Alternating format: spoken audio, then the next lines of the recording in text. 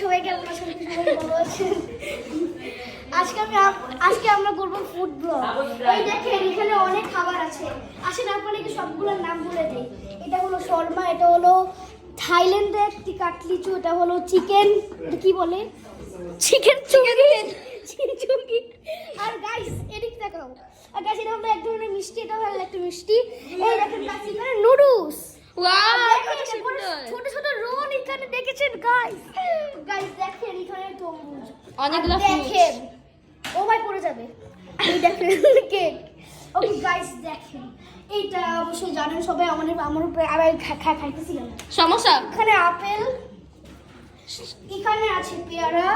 এটা কেন আছে জানেন? এটা পেয়ারা নেওয়ার জন্য, কিন্তু আমি জানি না, মাথা নষ্ট হয়ে গেছে। পেয়ারা সবাই আর গ্লাস তো সবাই জানেন না, এটা গ্লাস পানি খাওয়ার জন্য নাকি সব কিছু? এগুলো আমরা সবাই আয়োজন করেছি কারণ আমাদের বাসায় আজকে একটি স্পেশাল গেস্ট আসবে।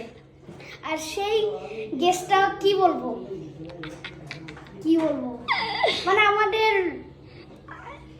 হবে, আরে কি বলবো, বাসায় একটা গেস্ট আসবে। ওকে গাইস বাই, এতটুকুই।